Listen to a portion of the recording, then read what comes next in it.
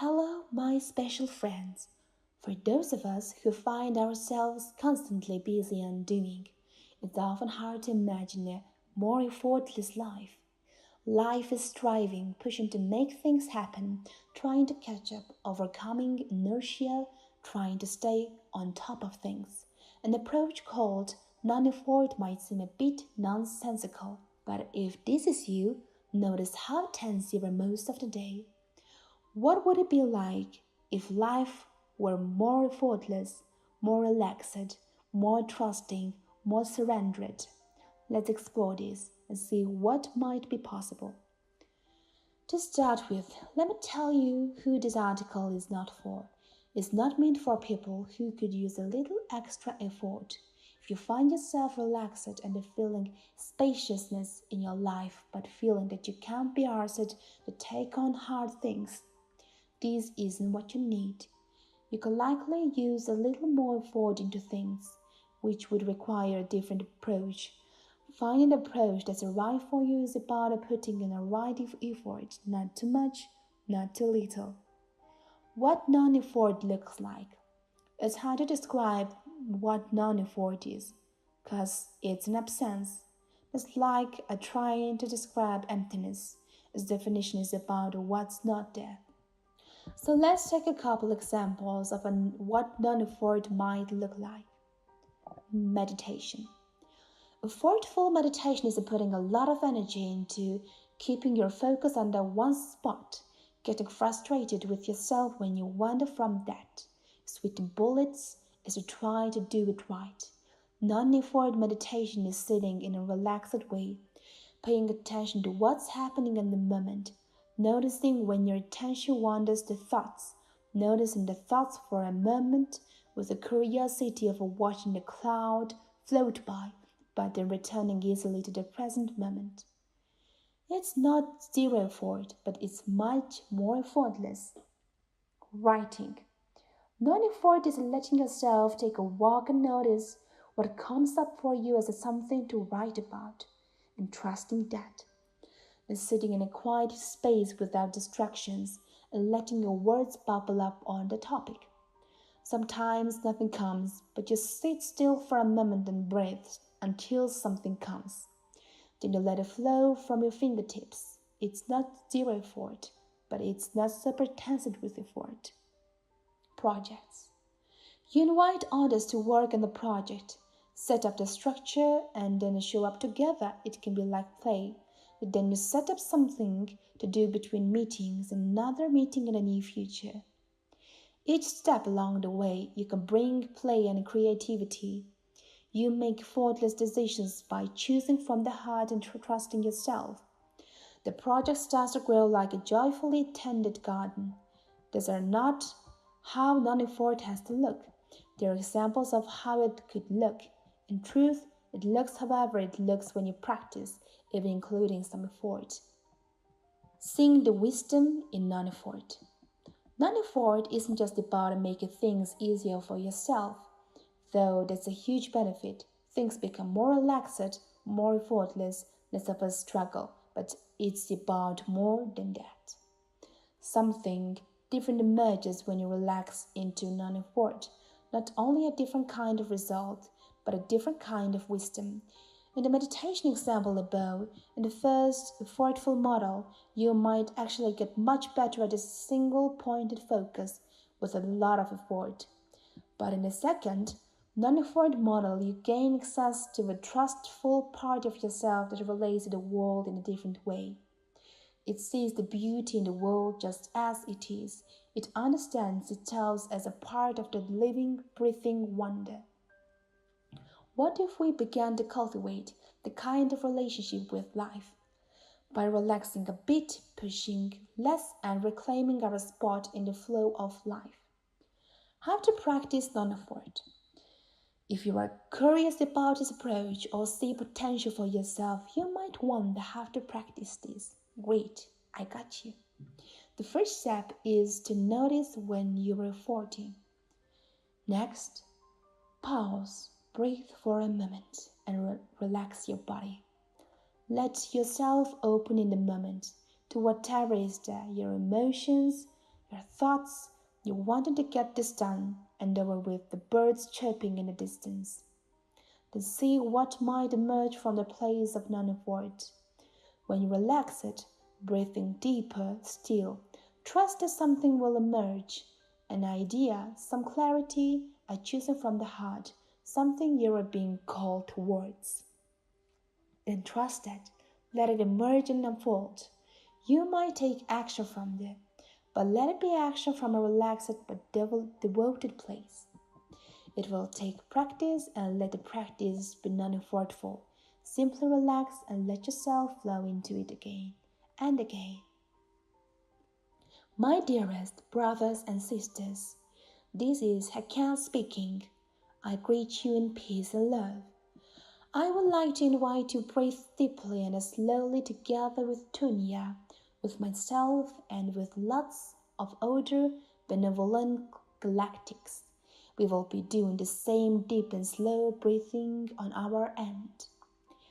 In this way, we will be breathing together, even though we're not in the same space and are not necessarily doing it at the exact same time from the perspective of linear time. Space and time are no obstacles. If you just think I'm breathing together with benevolent galactics, yet then indeed you will. That is how powerful you are. We did not set up anything special on our end to allow you to connect with us like this, because that's not necessary. You already have the ability to do this. If you think, I'm breathing together with the benevolent galactics, and take just 3 deep breaths, that is great. Or if you think that a sentence and then breathe together with us for an hour or even longer, that is amazing as well. You can do this as often as you want, whether that is today or at some point in the future, during the day or right before bed. You are looking forward to connecting with you in this way. Your star brother, 𝐿𝐾𝐭. I am Archangel Michael. I come at this time to be with you in these exciting times that you are in now. Yes, indeed. You may look at these times and not see them as quite so exciting, or at least not as you would want them to be. But take heed, my friends, those times are coming. Those times that you've been dreaming about, wishing for, are indeed coming, and they're not far off at all now. We will not say the word soon, but know that it is in your proximity now. Whatever that might be to you, the term proximity, however you will look at that. It's very close now, very close, not so much the soul of flesh, although it is indeed approaching as well. But the great changeover that you are in process now, the great understanding of the revealing of truth that is coming. It is coming from so many different directions, and the different sources are bringing this truth through. Whether it is intel sources or spiritual sources, channeling sources, whatever it is all bringing the truth forward. And you are seeing these each and every day with your physical eyes and your ears. You are hearing this. True, you cannot believe everything you see and hear, for it's a need for discernment. That is what is called for in these times, to discern what is truth for you and not truth for you. But what is a truth for you is not so much truth for another. So understand that as the timelines continue to shift and change, and yes, indeed, you are creating your new timeline. You individually are creating a timeline with your words, your thoughts, each and every moment. And when you as individuals are creating a timeline for yourself, you are also in process of creating the greater timeline for the collective consciousness of man. Yes, there are those that are attempting and they will continue to attempt to hold you back, but the time is fleeting. For it is destined that so many more will continue to awaken each and every moment, moving forward now, but they cannot any longer. It is a time for those of you that have come here, have volunteered to be here, to be a part of this expression and create this expression moving forward. It is time, your time now, your time to begin to experience life more and more as you want to experience it. But don't wait for the great changeover, the great soul of flesh, don't wait for it. Create it now in the moments now that you create your new life, create the timeline that you want. And indeed, again, as you create a timeline for yourself, you are in process of creating the timelines for everyone else to become a part of. I am Archangel Michael, and I leave you now in peace and love and oneness, and that you would continue to move forward every moment. Don't let yourself slip back, and if you do slip back, just step forward again and again, one foot after another. Continue the journey one step at a time.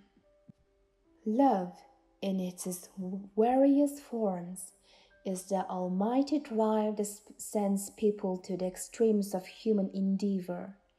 This potent force, which pervades the universe, is part and a parcel of the human experience, providing people with a learning and evolution. Is the driving force behind all life in its journey back to the oneness of all things. There are many forms of love. There is the love of a mother for her baby. There is the love of a child for the parents. There is the camaraderie of the people of like mind. All these are manifestations of the one love, the one energy which pervades all existence upon all frequencies of consciousness. The world is changing. It's transforming into a world of human dignity and poise, where one person is honored by all other people, where has come to an end because people reach out with their hearts to serve humanity in any way they see fit. It's a world of love that will blossom forth when fear comes to an end. It circulates the globe within the mind belt of humankind. It can be transformed into love by the prayers and intentions of every spiritually minded individual upon the face of the globe. Sending your love energy out into the world is an act of transformation, and the one with your name on it. When you are joined by millions of others in this dynamic act of transformation, we will have peace on earth.